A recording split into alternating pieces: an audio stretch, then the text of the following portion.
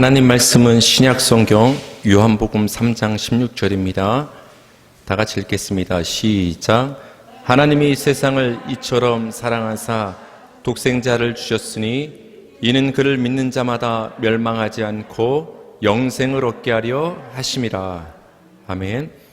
오늘 말씀의 제목은 그 외아들 독생자, 그 외아들 독생자라는 제목으로 하나님 말씀 전하겠습니다.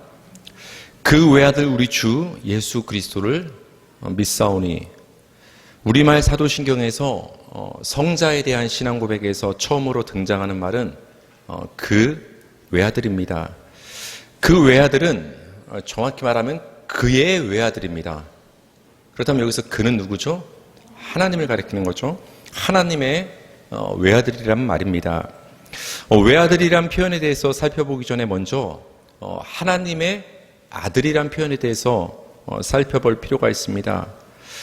구약에서 이 하나님의 아들이란 호칭은 여러 대상에 대해서 사용이 됐는데, 여러분께서 처음 욥기의 그 앞부분을 보면 이런 내용이 나옵니다. 그러니까 하나님 앞에 사탄과 함께 그 천사들이 이렇게 모여있는 장면이 나오는데, 그 천사들을 가리켜서 하나님의 아들들이란 표현을 씁니다.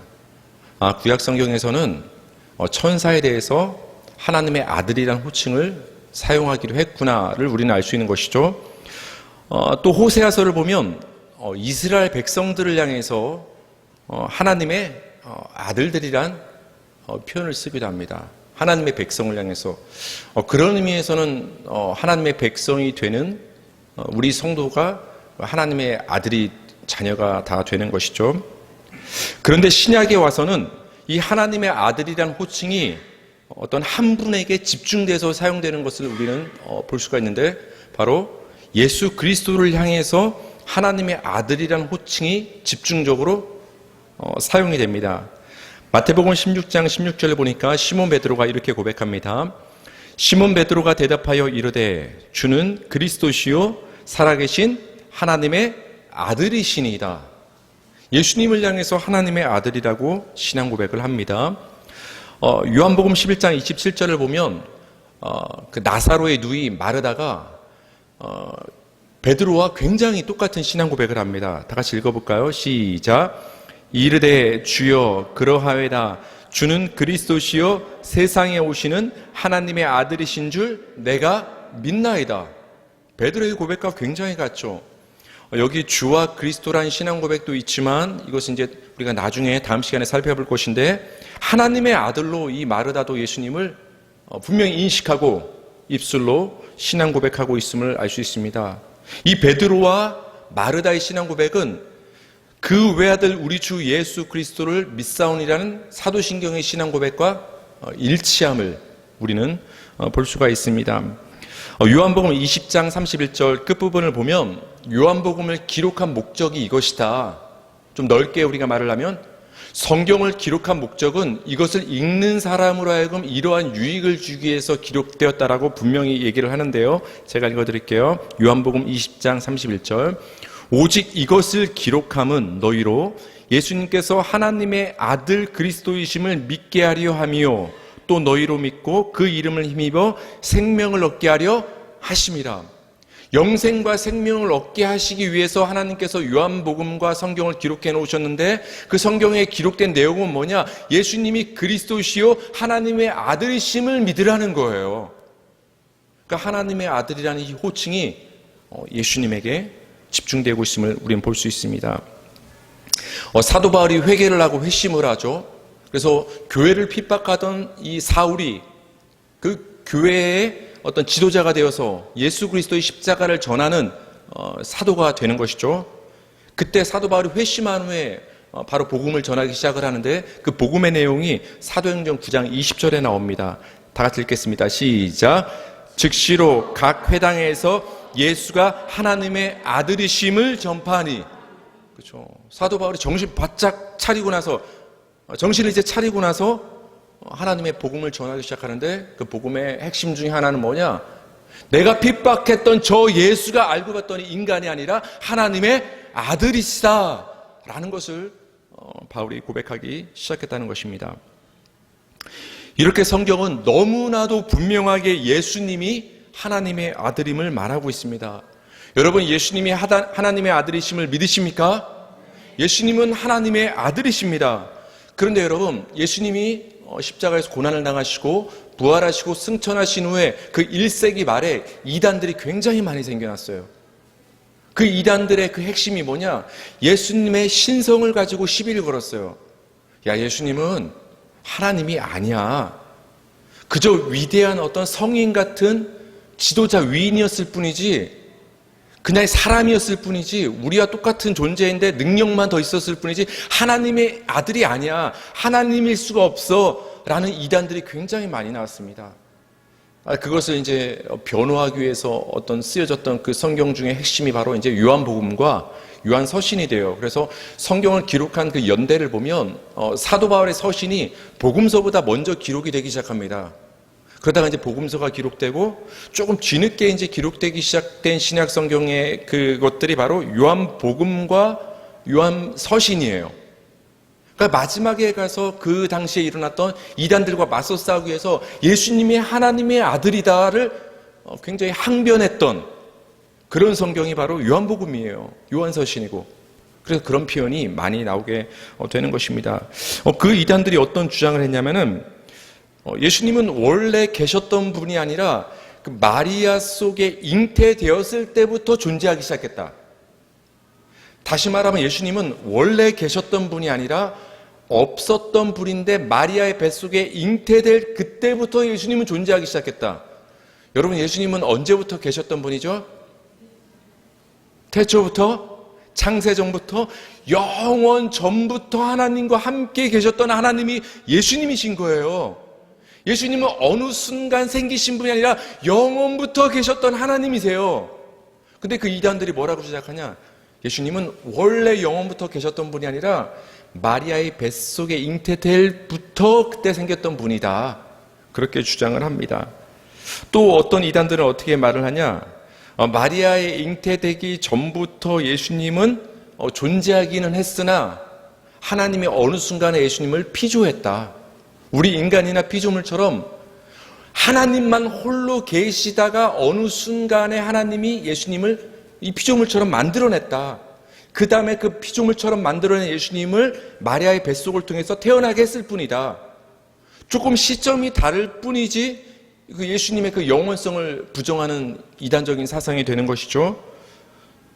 더 심한 이단은 그냥 인간 중에서 굉장히 뛰어났던 지도자 중에서 한 명을 하나님께서 픽업해서, 즉 하나님이 뽑아서 아들로 입양을 했다고 주장을 하는 사람들까지 있습니다. 그런 이단들이 여러분 1세기 말의 이단의 현상일 뿐만 아니라 오늘날도 여러분 이 이단은 계속되고 있다는 걸 아셔야 돼요. 아니, 역사적으로 계속 이단들이 사단이 공격하는 핵심 중에 하나는 뭐냐? 예수님의 신성과 하나님의 아들 되심을 부인하는 게 사단의 핵심의 공격이에요. 여러분, 예수님께서 광야에서 시험을 받을 때 그 사단이 뭐라고 예수님을 계속 말했죠? 네가 누구이거든 이렇게 해봐라 계속 했잖아요. 네가 하나님의 아들이거든 돌덩이가 떡덩이가 해봐라. 네가 하나님의 아들이거든 높은 데서 뛰어내려봐라. 네가 하나님의 아들이면, 그러니까 이단을 통해 여러분 사단의 공격의 핵심은 예수님이 하나님의 아들이심을 부정하는 거예요. 여러분, 우리 기독교 신앙의 핵심은 예수님이 하나님의 아들이심을 믿는 것입니다. 여러분, 그럼 보세요. 여러분 모두 다 사람이죠? 좀 쉽게 우리가 설명을 하자면 여러분이 사람이기 때문에 여러분의 사랑하는 자식들도 사람인 거예요. 사랑스럽고 귀여운 그 개의 새끼로 태어나는 그 새끼도 뭐예요? 개인 거예요. 예쁜 고양이의 새끼로 태어나는 그 새끼도 뭐예요? 새끼, 고양이인 거예요. 하나님이 신이라면 하나님의 아들이신 예수님도 신이 되는 거예요. 하나님이 되는 거예요. 하나님과 예수님은 그 차이가 없는 거예요. 하나님이 예수님이신 거예요. 예수님은 언젠가부터 피조되시고 생기신 분이 아니라 영원 전부터 계셨던 분이 예수님이신 거예요. 우린 그걸 믿는 거예요. 근데 사단은 그거를 공격하는 거예요. 그거를. 예수님을 하나님의 아들로 시인하느냐 마느냐가 우리 믿음의 기준이 되는 것입니다. 이렇게 성경은 예수님이 하나님의 아들이심을 분명하게 계시하는데 사도신경에서는 외아들이란 표현을 쓰고 있다는 거예요. 그 외아들 우리 주 예수 그리스도를 믿사오니. 사전적으로 외아들이라는 것은 다른 자식이 없는 단 하나뿐인 아들을 의미하죠. 그래서 우리가 외아들 이런 말은 많이 쓰지만 외딸 이런 말은 잘 쓰지 않잖아요. 뭐 외동딸 이런 말을 이제 우리는 쓰기도 하죠. 외아들이라는 표현이 성경을 보면은 몇 군데 나옵니다. 한 남자가 귀신 들린 자기 아들을 돌봐달라면서 예수님께 소리치면서 이렇게 말합니다. 선생님, 청컨대 내 아들을 돌봐 주옵소서. 이는 내 외아들입니다. 하나밖에 없는 다른 자식인 없습니다. 이 하나밖에 없는 이 외아들이 귀신 들려서 지금 너무나 힘들어합니다. 이 내 외아들을 돌봐 주십시오 라고 예수님께 얘기를 합니다. 또 이제 야이로의 딸, 회당장 야이로의 딸에 대해서 죽어가는 딸에 대해서 성경은 이렇게 얘기를 합니다. 12살 된 외딸이 있어 죽어가미로라. 회당장 야이로의 딸에 대해서 성경은 12살 된 외딸이다. 굉장히 좀 생소한 표현 외딸을 쓰고 있지만 어쨌든 간에 한 명뿐이라는 것을 이제 표현을 하고 있죠. 또 나인성 과부가 이제 성경에 있죠. 나인성 과부의 아들이 죽었습니다. 사람들이 메고서 예수님께 데리고 나옵니다. 그것에 대해서 성경은 이렇게 말합니다. 이는 한 어머니의 독자요. 독자라는 표현을 씁니다. 표현은 외아들, 외딸, 독자 여러 가지로 쓰고 있지만 한 단어입니다. 같은 단어. 히브리서는 아브라함이 믿음으로 이삭을 드린 것을 이렇게 말하고 있습니다. 그 외아들을 드렸다. 옛날 성경은 구약으로 가면 구약 성경에서는 독자 이삭을 드렸다 이런 표현이 나오죠. 근데 히브리서는 외아들을 드렸다고 우리말은 번역을 하고 있습니다. 우리말 외아들이든 외딸이든 독자든 간에 그 헬라어 원어를 찾아 들어가면 모두 다 똑같은 단어가 등장을 하는데 바로 모노게네스라는 단어가 등장을 합니다. 독생자는 모노게네스가 번역된 말이에요. 외아들은 모노게네스가 번역된 말이에요. 독자는 모노게네스가 번역된 말이에요. 이 헬라어 자세히 알 필요 없어요. 근데 여러분 우리가 좀 눈치를 챌 수 있는 것이 앞에 모노란 말은 우리 일상생활에서 조금 들어봤단 말이에요. 우리가 어떤 오디오를 들을 때 양쪽으로 들을 때 우리 스테레오라고 한단 말이에요. 여러분 스테레오가 처음 등장했을 때 깜짝 놀랐죠. 한쪽으로만 이어폰으로 들었던 것이 양쪽으로 들으면서 굉장한 놀라운 소리를 우린 경험했잖아요. 양쪽으로 듣는 게 스테레오인데 한쪽으로만 하나로만 듣는 걸 우리는 모노 사운드라고 그래요. 모노. 헬라어에서 이제 모노스란 말인데 하나이란 뜻이에요. 어찌됐든 간에 이 모노게스란 말은 하나이란 의미가 들어있는 거예요. 거기서 나온 단어가 독생자, 외아들이라는 의미가 있다라는 것입니다. 근데 여러분, 외아들, 독자를 의미하는 이 모노게네스가 예수님께 사용되었을 때는 외아들, 독자로 번역이 안 돼요. 이 모노게네스가 딴 데서는 외아들, 독자 이렇게 번역이 되는데 예수님한테 이 단어가 사용됐을 때는 어떤 단어로 번역이 된다는 것이죠? 오늘 말씀의 제목 독생자로 번역이 되더라는 거예요. 요한복음 1장 14절입니다. 다 같이 읽겠습니다. 시작. 말씀이 육신이 되어 우리 가운데 거하심에 우리가 그의 영광을 보니 아버지의 독생자의 영광이요 은혜와 진리가 충만한 아멘. 말씀이 육신이 되신 분을 가리켜서 예수님이죠. 뭐라고 말합니까? 아버지의 독생자. 우리말로 쉽게 표현하면 외아들이란 말이에요. 근데 여러분 외아들이란 말보다 예수님에게 사용할 땐 독생자라는 표현이 좀 더 정확합니다. 왜냐하면 외아들이란 말을 쓰면 우리가 좀 오해를 할 수 있어요. 그 성경이 주는 의미를. 모노게네스가 예수님에게 사용될 때는 독생자로 번역된 이 말 속에는 외아들, 독자 그 이상의 의미가 있어요. 성경이 예수님을 독생자가 되신다 이렇게 기록을 해놨을 때는 예수님이 딴 형제가 없는 하나님의 입장에서는 딴 자식이 없는 하나뿐인 자식이다.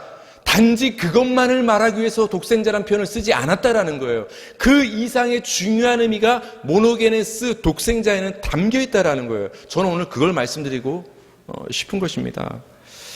모노게네스는 기본적으로는 의미가 하나이라는 의미가 있어요. 하나이.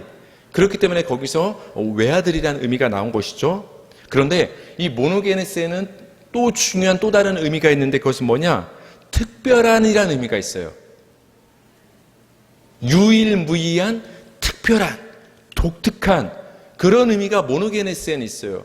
이것을 독생자 외아들에 적용을 하면 그게 되는 거예요.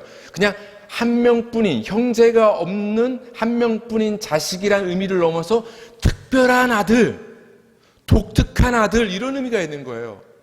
그러니까 하나님께서 예수님을 가리켜서 성경에서 독생자 모노게네스로 기록을 해놨다라는 것은 예수님은 아주 독특한 아들, 아주 특별한 아들 그런 의미가 담겨 있는 거예요.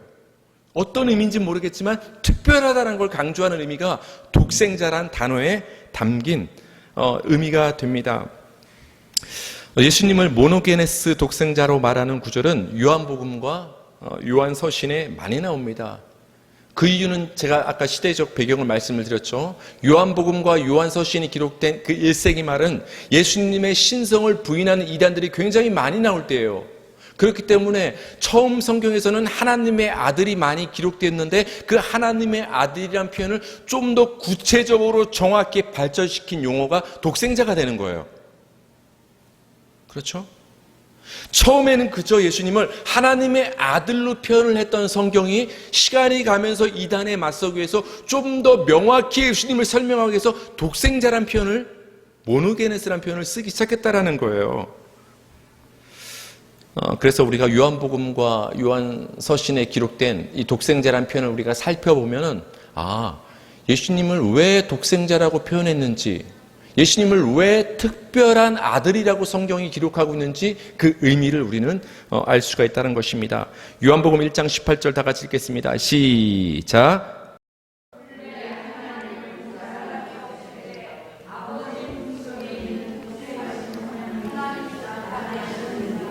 아멘. 아버지 품속에 있는 독생하신 하나님이 나타내셨느니라. 예수님이 이 땅에 인간의 몸을 입고 오시기 전에, 성육신 하시기 전에 이미 계셨던 분임을 믿습니다. 예수님은 영원 전부터 계셨던 분이세요. 아버지의 품속에서. 아버지의 품속에 있는 독생하신 하나님. 이 아버지의 품속에 있는 독생하신 하나님이라는 표현을 통해서 우린 예수님이 어느 순간에 갑자기 피조되거나 생겨나시고 태어나신 분이 아니라 본래 영원부터 계셨던 분이라는 것을 우리는 알 수 있는 거예요. 그런 의미에서 예수님은 특별하신 분이신 거예요. 여러분, 여러분의 자녀들은 다 어떻게 됐어요? 1900 몇 년에 다 역사적인 시점에 태어났잖아요. 이 세상의 모든 만물은 어느 시점에 피조가 되었잖아요. 근데 예수님은 피조 되신 분이 아니라 본래 영원 전부터 계셨던 하나님의 아들인 거예요.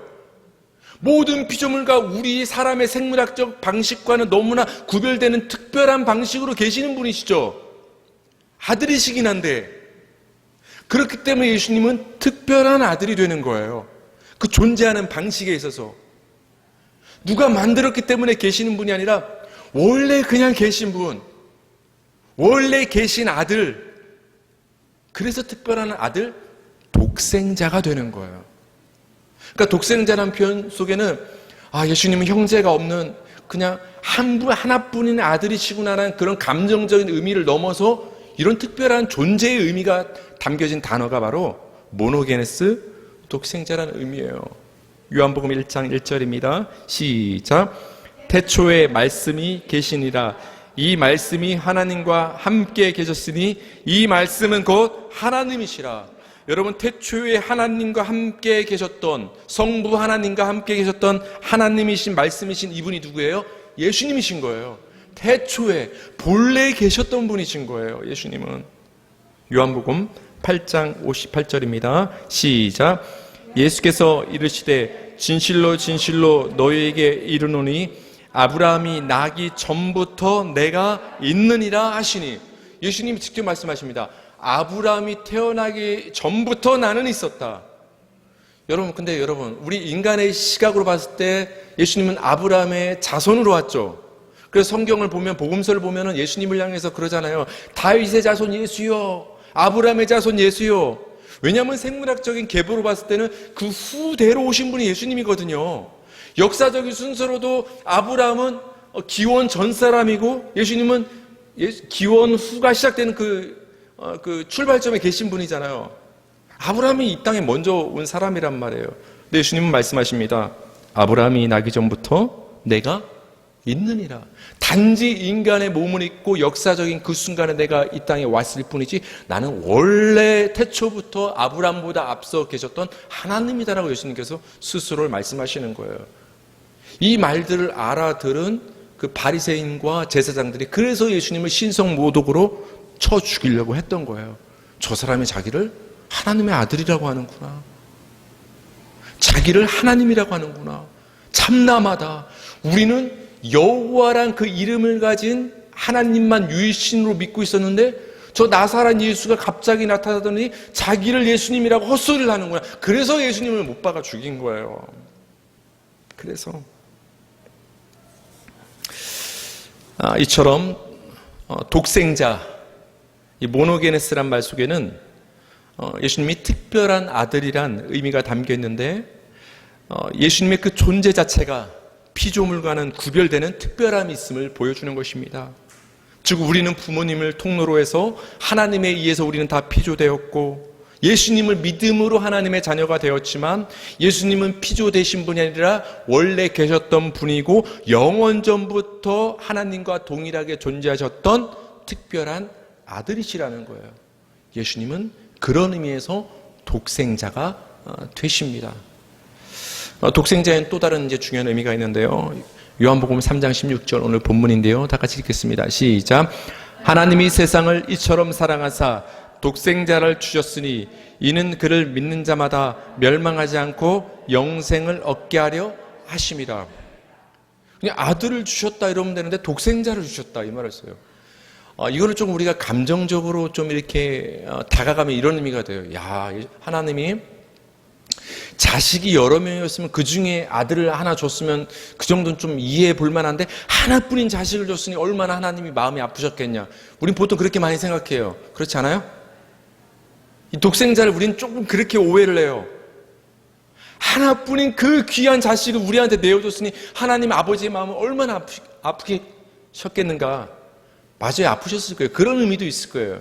그러나 하나님께서 독생자를 내주셨을 때는 왜 아들 하나뿐인 자식을 내주셨다는 그 의미 이상의 의미가 있다는 거예요. 독생자를 내주셨다는 것은 독생자를 통해서만 하나님께서 우리가 멸망하지 않고 영생을 얻게 하신다라는 거예요. 하나님은 이 아들을 통해서만, 다른 아들이 아니라 이 아들을 통해서만 우리를 구원하시기로 하나님은 작정하셨다라는 거예요. 그래서 예수님은 특별한 아들이신 거예요. 하나밖에 없는 아들이기 때문에 독생자가 아니라 예수님이라는 그 특별한 아들을 통해서만 하나님은 우리를 구원하시기 때문에 구원의 다른 방법이 없고 이 예수를 통해서만 우리를 구원하시기 때문에 예수님은 그런 의미에서 독생자가 되시는 거예요. 그 사역에 있어서 사도행전 4장 12절입니다. 시작. 다른 이로서는 구원을 받을 수 없나니 천하 사람 중에 구원을 받을 만한 다른 이름을 우리에게 주신 일이 없음이라 하였더라. 아멘. 다른 이로서는 구원을 받을 수 있는 이름이 없는 줄 믿으시기 바랍니다. 예수 독생자 이름만 우리에게 구원을 주시는 능력의 이름임을 믿으시기 바랍니다. 그래서 예수 이름만 특별한 거예요. 예수님만 특별한 거예요. 우리도 하나님의 아들이긴 하지만 예수님은 더 특별한 아들이신 거예요. 왜? 예수님을 통해서만 우리를 구원하시기 때문에 거기에 독생자의 의미가 있는 것입니다. 디모데전서 2장 5절입니다. 제가 읽어드릴게요. 하나님은 한 분이시요 또 하나님과 사람 사이의 중보자도 몇 분이시니? 한 분이시니 그 사람이신 그리스도 예수라. 여러분 중매를 잘 서면 그냥 본전이죠. 중매 못 쓰면 원망 받아요 안 받아요? 누구한테 뭔가를 그래서 우리는 소개시켜주는 걸 굉장히 조심해야 돼요. 어떤 물건 같은 것도 야 이거 너무 좋더라, 그렇죠? 그래서 제가 이제 누군가 이렇게 저한테 질문해 왔을 때도 굉장히 조심스러운 거예요. 일단 이제 선택은 할 수 있지만 그 선택의 결과에 따라서 달라질 수 있기 때문이죠. 하나님과 우리 사이의 중보는 중간 연결자는 예수님밖에 없어요. 여러분, 사람을 거쳐서 하나님께 갈 필요가 없어요. 목사 거쳐서 하나님께 갈 필요 없어요. 다른 종교 지도자 통해서 하나님께 갈 필요 없어요.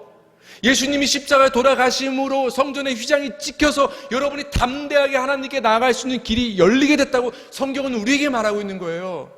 여러분이 믿음으로 예수 이름을 붙잡고 하나님 앞에 나아갈 수가 있는 거예요. 하나님께 직접 나가서 하나님의 아들로서 자녀로서 죄를 고백하고 은혜를 구할 수가 있게 된 거예요. 그게 하나님의 은혜인 거예요. 근데 왜 자꾸 목사를 거쳐서 하나님께 가려고 하고 어떤 종교 지도자를 통해서 우리의 죄를 고백하려 하고 하나님께 나가려고 하는 거예요? 예수님이 그 길을 열어놓으셨는데 왜 자꾸 뒤로 후퇴를 하려고 하는 거예요? 왜 되돌아가려고 하는 거예요? 하나님과 우리 사이에 세워주신, 소개시켜주신 유일한 매개자, 중간자, 중보자는 예수 그리스도 한 분이라고 성경은 분명히 얘기하고 있다는 거예요. 그런 의미에서 예수님만이 특별한 아들, 독생자가 되시는 거예요. 독생자는 그 의미가 담긴 거예요. 예수님을 통해서만 우리가 구원을 받고 예수님을 통해서만 우리가 하나님과 연결이 된다. 그 아들을 통해서만. 그런 의미에서 예수님은 우리의 독생자가 되십니다. 이제 마지막으로 이제 그 독생자의 중요한 의미가 있는데요. 요한복음 1장 18절입니다. 다 같이 읽겠습니다. 시작. 본래 하나님을 본 사람이 없을 때 아버지 품속에 있는 독생하신 하나님이 나타나셨느니라. 아버지의 품속에 있는 독생하신 하나님. 아까 말씀을 드렸죠. 이 품속에 있다라는 표현을 통해서 예수님이 영원 전부터 계셨던 그런 좀 신학적인 용어를 쓰자면 예수님의 그 선재, 앞서서 존재하셨던 그 예수님의 신성을 표현하는 말이기도 하지만 여기에는 친밀함이 묻어있는 단어예요. 여러분, 품에 안는다는 건 누굴 품에 안아요? 아무나 품에 안아요? 내 사랑하는 사람? 내 사랑하는 자식들. 내 자식을 안아봤잖아요.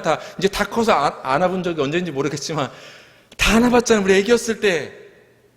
저는 이제 아기가 이제 많이 이제 거의 다 컸지만서도 가끔 그 아기 같은 행동을 할 때 보면, 아이, 그래, 참자. 쟤를 내가 먹이고 분유통을 들고 이렇게 먹였던 그때가 있었지. 내 품에 안았던 그때가 있다. 여러분 다 있었잖아요. 품 속에 있다라는 것은 특별한 관계를 의미해요. 누구보다 가까운, 친밀한, 내 품속에 있기 때문에 그 아버지는 이 아들을 누구보다 잘 알고 이 아들은 아버지를 누구보다 서로 잘 아는 거예요. 품속에 있다라는 것은 특별히 친밀하고 서로를 잘 안다라는 의미가 있는 거예요. 그래서 성경에는 그런 표현이 나오죠. 거지 나사로가 죽어서 아브라함의 품에 안기죠. 그리고 예수님의 사랑하시는 제자, 그렇게 성경에 기록되어 있지만 우리가 추측컨대 그것은 사도 요한일 것이다라고 생각을 하는데, 요한복음 13장을 보면 예수님의 품에 기대어서 이렇게 좀 얘기를 하고 이렇게 누워있는 장면이 나오죠. 품에 기대어 있는 것. 이런 표현은 굉장히 깊은 관계, 친밀한 관계, 서로를 잘 속속들이 아는 관계를 의미하는 단어예요. 근데 지금 이 독생하신 하나님, 예수님에 대해서 어떻게 표현을 하고 있냐?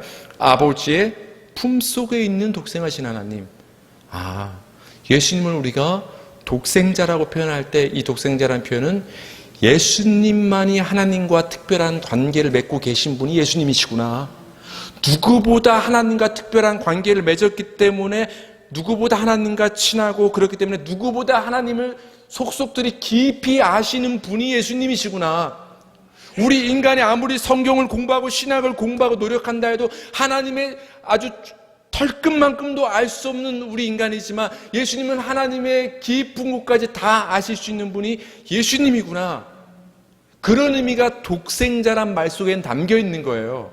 하나님과의 특별한 관계를 갖고 계신 분이라는 의미가 있는 거예요. 요한복음 14장 7절에서 9절에서는 그래서 예수님께서 이렇게 제자들에게 두려워하는 제자들에게 이렇게 말씀하시는 거예요. 너희가 나를 알았더라면 내 아버지도 알았으리라. 그렇죠? 나를 안 게 아버지를 안 거다. 예수님과 독생자와 하나님 아버지가 얼마나 친밀하고 한 몸이면 예수님을 안 게 하나님을 안 거라고 얘기를 하고 있는 거예요. 이제부터는 너희가 그를 알았고 또 보았느니라. 8절 보니까 빌립이 이렇게 말합니다. 이르되 주여 아버지를 우리에게 보여 주옵소서. 그리하면 족하겠나이다. 여러분 하나님 보고 싶어요? 여호와 하나님 보고 싶어요? 보면 죽습니다. 보여주셨잖아요. 예수님을 우리에게 보여주셨잖아요. 그래서 9절에 이렇게 예수님께서 말씀하십니다. 9절 다 같이 시작. 예수께서 이르시되 빌립아 내가 이렇게 오래 너희와 함께 있으되 네가 나를 알지 못하느냐. 나를 본 자는 아버지를 보았거늘 어찌하여 아버지를 보이라 하느냐. 나를 본 자가 하나님 아버지를 본 자고 나를 안 자가 하나님 아버지를 아는 것이다. 왜? 예수님 나는 독생자로서 하나님과 아주 특별한 관계이기 때문에 하나님의 품속에 있었던 존재이기 때문에 누구보다 하나님을 바로 보고 하나님을 바로 아는 게 나 독생자 예수이기 때문에 나를 통해서 하나님을 알 수 있고 볼 수 있다라고 얘기를 하는 거예요. 그게 바로 독생자의 의미인 거예요. 예수님만이 특별한 아들이시라는 의미는 예수님을 거치지 않고서는 하나님을 볼 수도 알 수도 없다라는 거예요. 굉장히 중요하죠. 예수님을 통해서만. 우리 마지막으로 요한복음 17장 25절에서 26절 우리 마지막으로 읽겠습니다. 시작. 의로우신 아버지여 세상이 아버지를 알지 못하여도 나는 아버지를 알았사옵고 그들도 아버지께서 나를 보내신 줄 알았사옵나이다. 26절.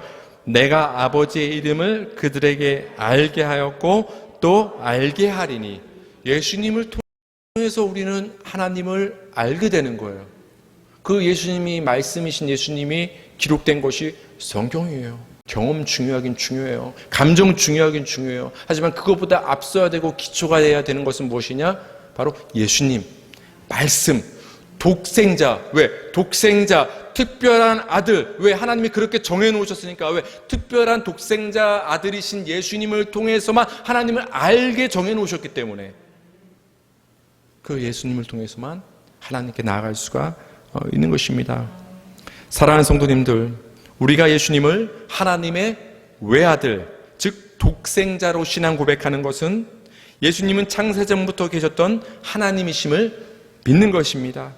우리가 예수님을 독생자로 고백하는 것은 예수님만이 우리의 중보자 구원자 되심을 믿는 것입니다. 우리가 예수님을 독생자로 신앙 고백하는 것은 예수님만이 아버지 하나님을 우리에게 분명하게 알려주시고 계시해 주시는 분임을 믿는 것입니다. 그 독생자 예수 그리스도를 통해서 하나님께 더 가까이 나가는 저와 여러분 되기를 주님의 이름으로 축원합니다.